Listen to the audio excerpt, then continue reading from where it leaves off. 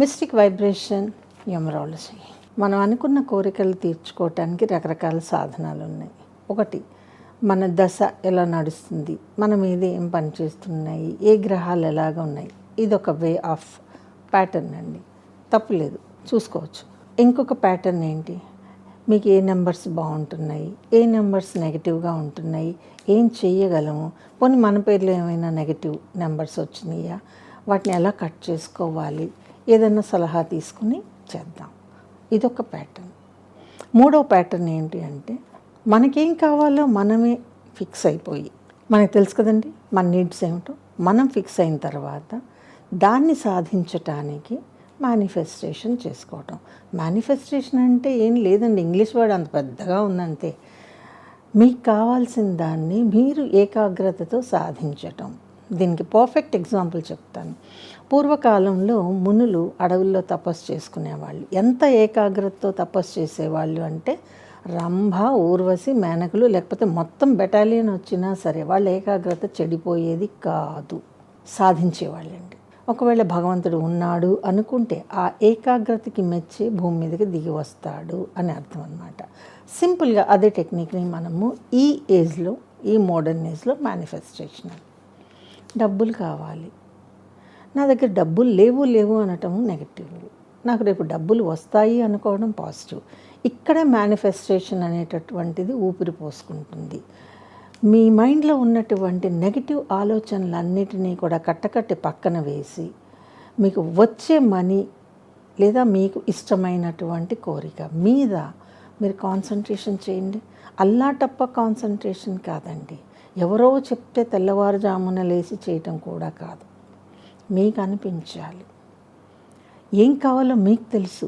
మీకేం కావాలో నేను ఎలా చెప్తాను, మీకేం కావాలో మీరు చెప్పాలి కదా. అది సాధించటమే మేనిఫెస్టేషను. దానికోసం 2-3 పదాలు. యూనివర్స్ అంతా ఇంగ్లీష్ లాంగ్వేజ్లో ఉంటుందని భ్రమపడి ఇంగ్లీష్లోనే మేనిఫెస్టేషన్ అక్కర్లేదండి. ఐ వాంట్ మనీ, నాకు డబ్బు కావాలి, ఇంతే కదా తేడా. రెండిటి అర్థం ఒకటే కదా. కాబట్టి ఆ మేనిఫెస్టేషన్ చెయ్యడానికి నేనేదో ఒక సెంటెన్స్ చెప్పంగానే దాన్ని పట్టుకుని కూర్చొని చేయటం అంటే అది వేస్ట్ అండి. ఫస్ట్ మీరు కాన్సన్ట్రేషన్ సాధించగలిగారా, మీ మైండ్ ఒక 10 నిమిషాలు లేదా 5 నిమిషాలు లేదా 2 నిమిషాలు నేను ఇచ్చిన ఆ లైన్ మీద కాన్సన్ట్రేషన్గా కూర్చోగలిగిందా, దాన్ని యాక్సెప్ట్ చేయగలిగిందా, అది కావాలి. That is called manifestation. దీంతో సాధించలేనిది ఏమీ ఉండదండి. హెల్త్ దగ్గర నుంచి, వెల్త్ దగ్గర నుంచి, పర్సనల్ లైఫ్ దగ్గర నుంచి, పక్కింటి వాడితో దెబ్బలాటల దగ్గర నుంచి, ఆఖరికి మనం మనశ్శాంతిగా ఉండటం దగ్గర నుంచి మీకు ఏం కావాలి, ఏం కావాలో మీరు ముందు మైండ్లో ఫిక్స్ చేసుకోండి. ఫిక్స్ చేసుకున్న తర్వాత మీ మైండ్ని కాన్సన్ట్రేషన్ చేయండి. నేను అందుకే మీకు పేరు మార్చినప్పుడు మీ పేరుని తెల్లవారుజామున బ్రహ్మ ముహూర్తంలో రాయమని చెప్తాను. ఎందుకంటే డిస్టర్బింగ్ కెపాసిటీ అక్కడ ఏమి ఉండదండి. మన ఎవరు వచ్చి డిస్టర్బ్ చేయరు. అంత పొద్దున్నే ఎర్లీ మార్నింగ్ ఫోన్ చేసే ఫ్రెండ్స్ ఉండరు. అంత పొద్దున్నే ఫోన్ చేసి నాయనా నీకు లోన్ కావాలా అని అడిగే ఫ్రాడ్ కాల్స్ కూడా ఉండవు. ఆ టైము మీకోసం కేటాయించుకొని మీ మైండ్ని కాన్సన్ట్రేషన్ చేశారనుకోండి, చదువుకునే పిల్లల దగ్గర నుంచి, చదువు దగ్గర నుంచి. రెండవది, మీకు ఏం కావాలో అన్న విషయం మీద మీకు క్లారిటీ వచ్చినప్పుడు ఈ మేనిఫెస్టేషన్ జరుగుతుంది. మీ పేరుని మీరు రాసుకోవటం ద్వారా జరిగేది మేనిఫెస్టేషన్. మీ పేరులో మీరు ఏం కావాలనుకుంటున్నారు, నన్ను అడుగుతారు కదా, మనీ వైబ్రేషను, హెల్త్ వైబ్రేషను, ఇంకేదో వైబ్రేషను, దానికి తగ్గట్టుగా అందులో అక్షరం వేసినప్పుడు దాన్ని ఆ ఎనర్జీ లైన్లోకి మీరన్నా వెళ్ళిపోవాలి, లేదా ఆ ఎనర్జీని మీరన్నా సాధించాలి ఏకాగ్రతతో. This is called manifestation.